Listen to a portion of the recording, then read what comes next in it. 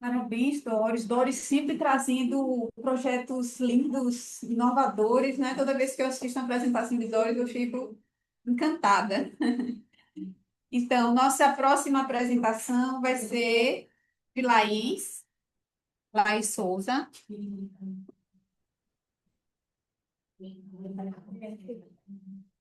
Isso.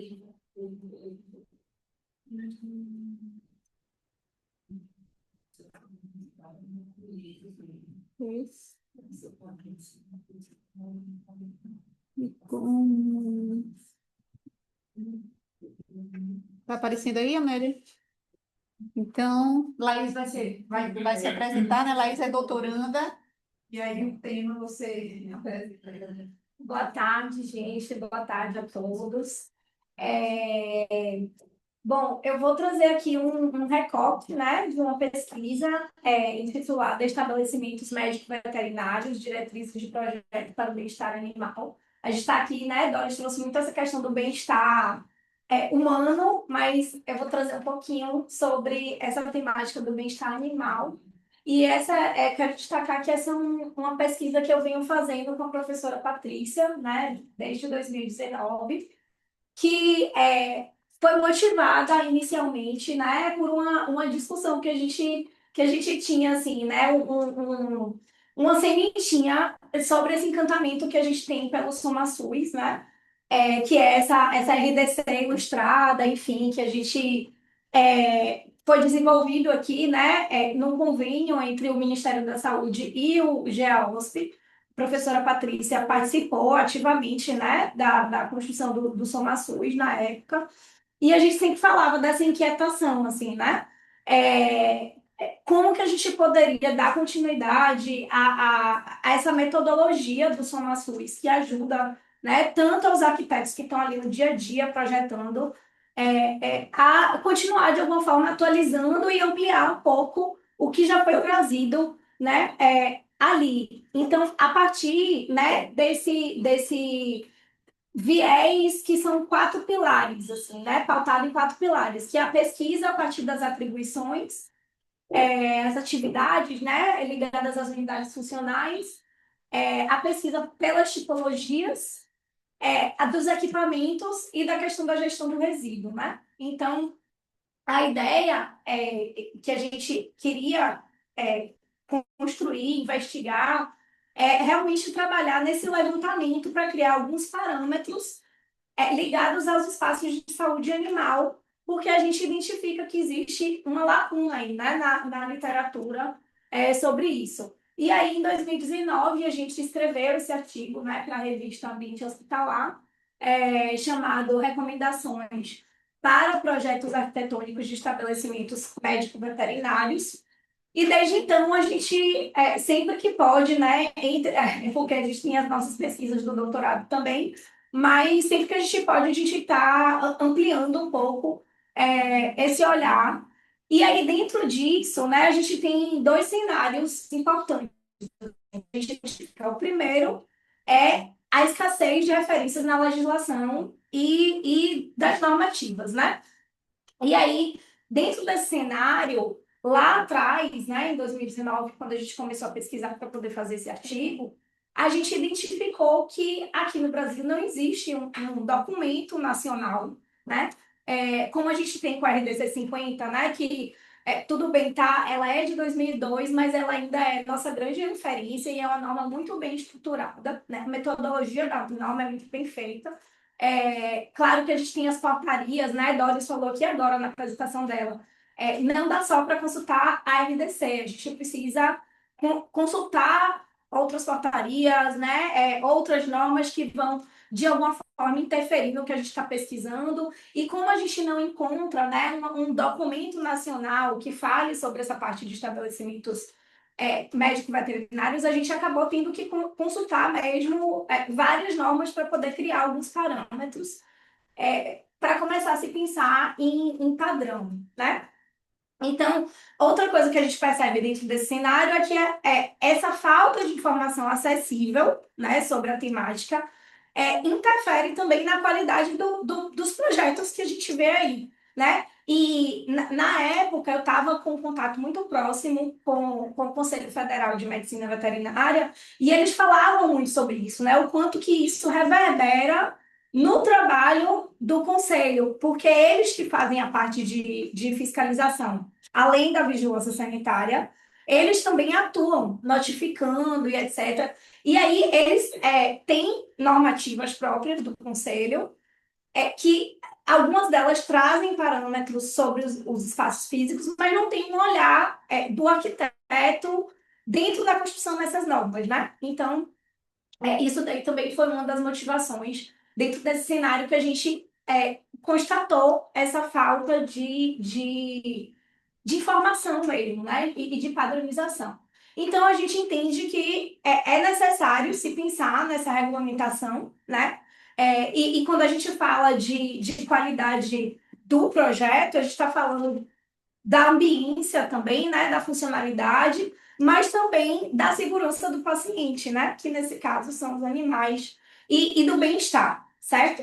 É, e aí, dentro disso, o que a gente vem fazendo agora, né, a gente está escrevendo um novo artigo, ampliando um pouco mais essa pesquisa que a gente começou lá atrás, a gente está traçando a linha do tempo, é, só, identificando as normativas que falam, de algum modo, sobre espaços médico-veterinários, estabelecimentos, ou algo que tenha a ver com serviços voltados ao cuidado ou à saúde animal, né? Por exemplo, a lei de crimes ambientais fala lá algo sobre os cuidados com os animais e tal. Então, a gente está tentando fazer esse levantamento, né, ao longo do tempo. E aí a gente começa a enxergar que existem algumas contradições em algumas normas.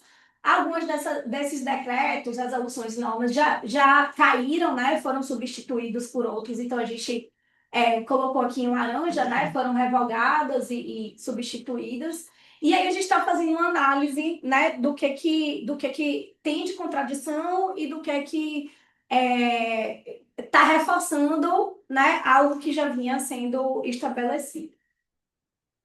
E aí, dentro disso, a gente tem um outro cenário, né, que é o cenário de uma crescente complexidade dos serviços veterinários. Né? Nos últimos anos, a gente tem percebido o aumento desse mercado pet, né? O que a gente trouxe, assim, entre aspas, como um mercado pet. Acho que principalmente com a pandemia houve esse boom, assim, né? Muita gente tendo pet dentro de casa mesmo, e etc. E aí tem pesquisas que já mostram, né? A quantidade de animais de estimação que a gente tem hoje no Brasil, tá? E aí é interessante que se mostra esse crescimento aqui. E uma coisa que a gente não fala muito, quando a gente fala de pet, geralmente a gente associa a gato e cachorro, né? É o que vem na nossa cabeça. Mas existe também os pets não convencionais, né? 40% dos pets que a gente tem hoje, essa pesquisa da a BIMPET mostra, né, que é a Associação Brasileira da Indústria de Produtos para Animais de Estimação. E aí a gente tem os pets não convencionais, peixes, aves, né, répteis e pequenos mamíferos, enfim, que além de ter uma questão aí do próprio serviço, né, assistencial, a falta de especialistas para lidar, especialistas veterinários para lidar com esses animais, não se pensa também nos espaços adequados, né, para tratar, para cuidar, para prestar assistência a esses animais. E aí a gente vê assim, né, a questão do faturamento, que tem sido crescente também, né, dentro desse mercado pet, e a colocação no Brasil aqui, né? O Brasil ocupa a sexta colocação e a China se mantém na segunda colocação, até sendo que até 2016 ela não figurava no top 10, né? Assim, então, no Brasil, esse campo tem crescido muito e a gente precisa olhar, né, como a gente vai regulamentar e como a gente vai projetar e tratar esses espaços do ponto de vista da ambiência. algumas ações institucionais, né, que já têm acontecido aí dentro desse cenário, é, ligado a essa indústria e a essa parte da assistência, mas que também tem ligação direta com o nosso campo, né, que é o projeto, e aí a gente destaca aqui essas discussões sobre as regulamentações do ambiente veterinário que tem acontecido dentro segundo essa pesquisa aqui, né, que é uma pesquisa de mercado, tá? E aí eles apontam aqui, né, que algumas dessas ações institucionais tem sido, por exemplo, orientações setoriais técnicas e regulatórias, né? E ações em cumprimento à Política Nacional de Resíduos Sólidos, ou seja, que é exatamente tudo isso que a gente trata o tempo todo aqui na área de saúde e que o SomaSUS lá atrás, né, já discutia como base da sua metodologia. Então, o objetivo dessa pesquisa é estabelecer diretrizes de projeto arquitetônico voltadas à qualificação dos estabelecimentos médico-veterinários, buscando principalmente a promoção da ambiência pautada no bem-estar animal e na racionalidade funcional, né, para que esses espaços funcionem de forma adequada. E aí a gente tem como metodologia, né, primeiro, desenvolver essa revisão bibliográfica especializada, que é o que a gente tem feito, assim, né?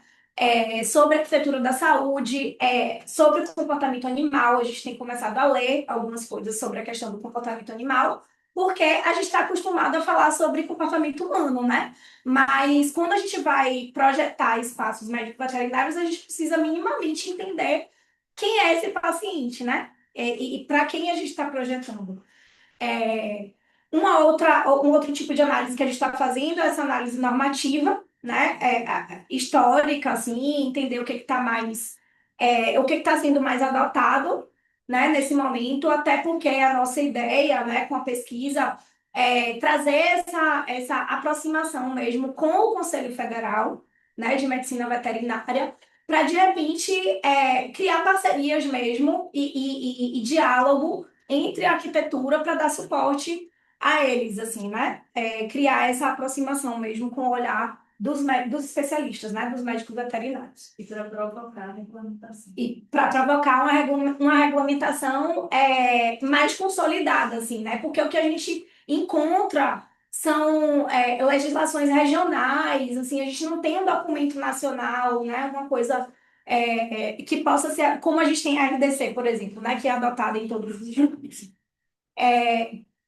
Trabalhar com essa questão da sistematização de demandas técnicas oriundas de gestores públicos e profissionais da saúde animal, que é exatamente isso, né? A gente tentar, de algum modo, criar essa aproximação com esses profissionais que, querendo ou não, esses profissionais dos conselhos, eles têm gerado muitos documentos, mas que a gente sente que talvez falte esse diálogo, né, com a arquitetura.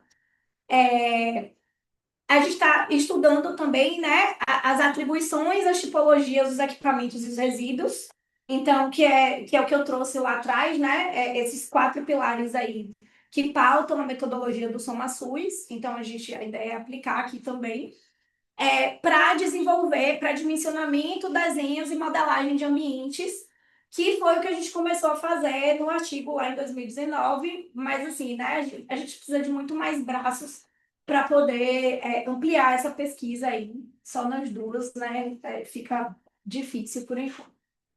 E aí, dentro disso, né, é importante a gente salientar que atualmente, dentro do que a gente tem visto nas referências mais recentes, as novas diretrizes, né, internacionais, elas têm trazido dado muita ênfase nessa questão do bem-estar animal, que era uma coisa que a gente não via falar tanto antes, né, na norma, nessa legislação que a gente tem visto as mais antigas, mas que agora algumas até já trazem, como eu vou trazer aqui um pouquinho mais na frente.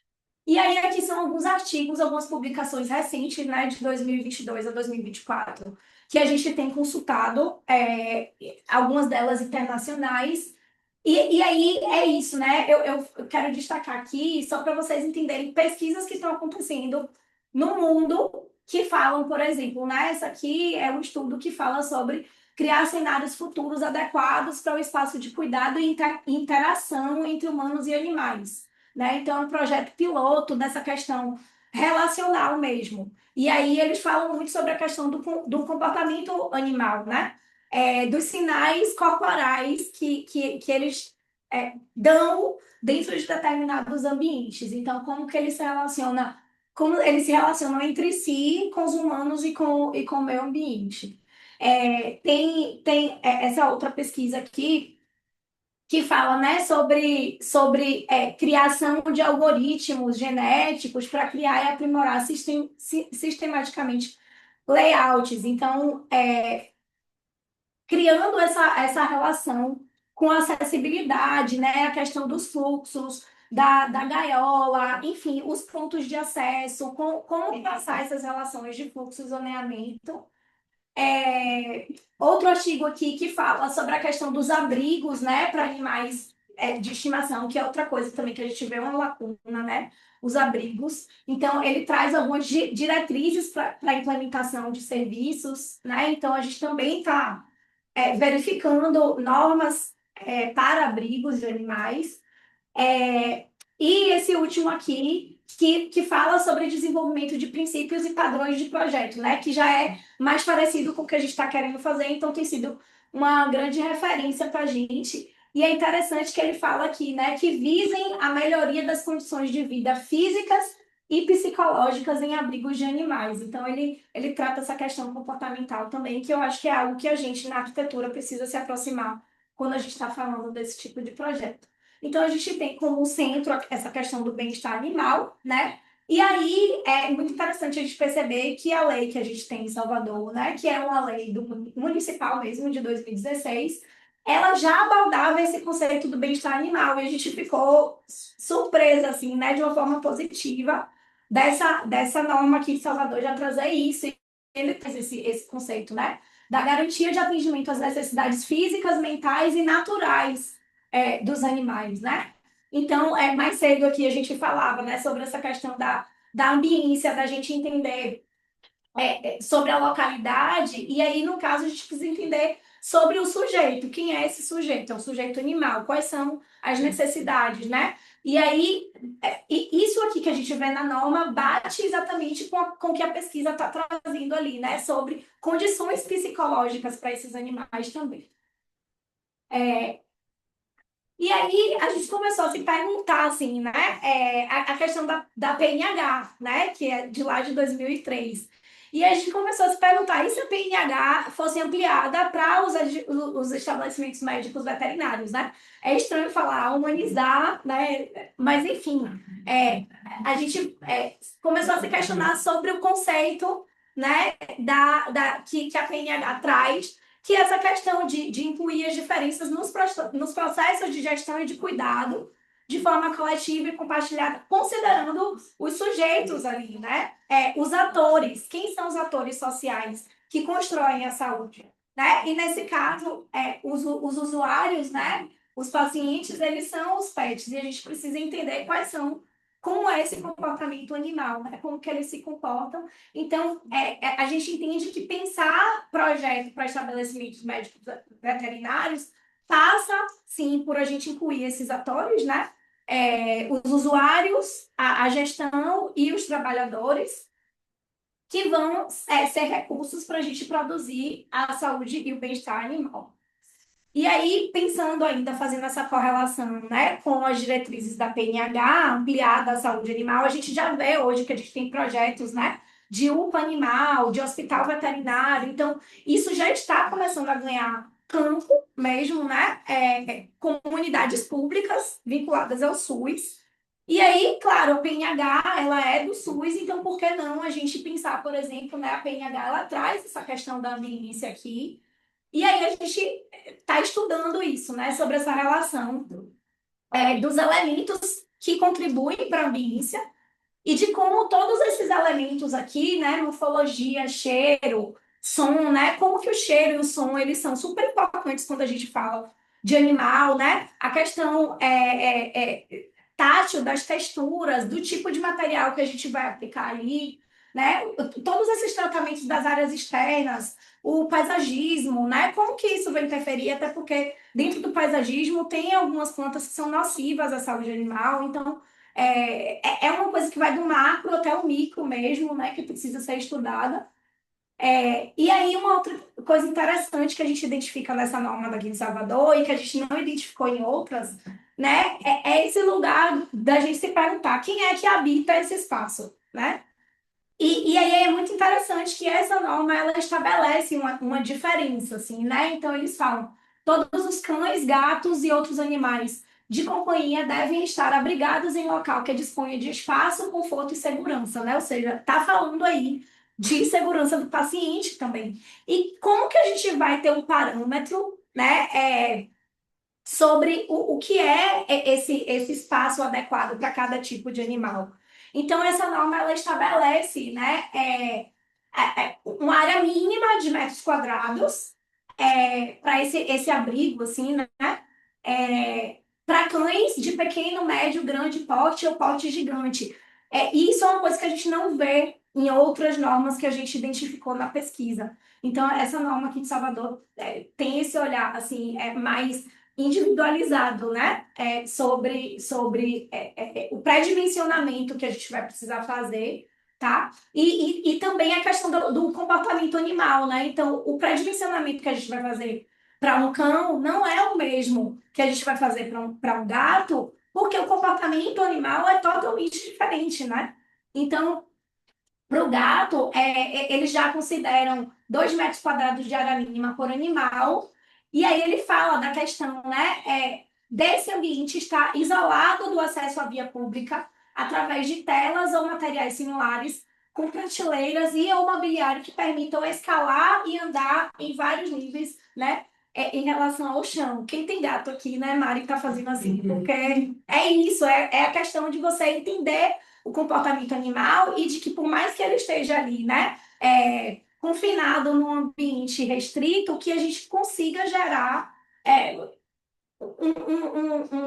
uma habitabilidade de qualidade ali, né, dentro do período que ele vai estar nesse local. Tá, já estou fechando. E aí, a gente tem discutido já, né, sobre algumas questões ligadas às diretrizes projetuais, então, desde o macro, né, da gente pensar nessas áreas abertas, disponíveis, né, pensando que essa tipologia ela pode crescer, então, a questão da adaptabilidade, né, o acesso, que seja fácil o acesso, a gente pensar nessas questões, né? De ser uma tipologia de preferência pavilionar, térrea, que esses animais possam ter contato com jardins, com áreas externas, para que eles não precisem ficar confinados o tempo todo, né? Pensar em áreas de longa permanência, então essa questão das varandas, por exemplo, de espaços abertos, né, para que eles possam tomar banho de sol, para que eles possam ter momentos de interação com outros animais. A questão dos materiais de acabamento, né? Então, considerando o bem-estar animal, pensar em materiais que tenham uma textura, né? Para que eles não escorreguem, por exemplo. A questão do olfato, né? Então, entender, estudar mesmo tecnicamente essa especificação para que sejam materiais o mais próximo de materiais mais naturais, né? Que não sejam agressivos aos animais. Pensar nessa questão que eu já tinha falado do paisagismo, né, de ser adequado a esse comportamento animal, pensar nas espécies que a gente vai especificar ali para que não sejam nocivas também. A questão da circulação, do pé direito, né, da gente pensar na questão dessa circulação, talvez considerando o que a NBR 9050 traz, né, do cão-guia. Então, a gente já pode pensar a circulação a partir desse parâmetro, tá? Essa questão dos fluxos e do zoneamento, a gente ter um diálogo constante, né, com a equipe e focando sempre o diálogo no comportamento e no bem-estar animal, porque os animais não falam, né, mas eles se expressam e eu acho que essa escuta do médico veterinário, que é quem tem esse olhar mais apurado para entender essa expressão do animal, eu acho que é fundamental dentro do processo, né, de desenvolvimento mesmo, né, inicial ali dos fluxos e zoneamentos. Algumas questões que a gente identificou, né, a partir de uma atualização de uma das normas em 2019, né, que colocava como acesso único a área de estética de pet shop e a área de atendimento veterinário, que a gente entende que existe algum problema de fluxo aí, por conta de cruzamento de fluxos indevidos, né, porque é um animal que está indo ali para o banho, etc., né, talvez ele vá ter que cruzar com um animal que esteja adoecido. Então, a gente questiona um pouco, né, essa mudança da norma. E aí, é isso, né? Isso aqui foi um pouco do que a gente desenvolveu no artigo de 2019, que a ideia é a gente ampliar, então eu só trouxe aqui para mostrar rapidamente o que a gente busca fazer, né? A criação desse programa mínimo, pensar nos equipamentos, pensar, estruturar a malha, né? Da mesma forma como o SonaSUS traz, né? Então a gente já foi desenvolvendo isso no outro artigo, certo? E é isso, né? Para fechar, a ideia mesmo é que a gente amplie isso, que a gente disponibilize isso, né? Dentro do site do GEOSP, quando as coisas começarem a ser mais estruturadas. A ideia é entrar com o projeto, né, PIBIC, para a gente ter bolsistas ajudando a gente a desenvolver isso, porque a gente quer fazer modelagem, né? Para ter esses ambientes em planta, em 3D, enfim, realidade aumentada e etc. Então é isso. Obrigada, Daniel. Slide.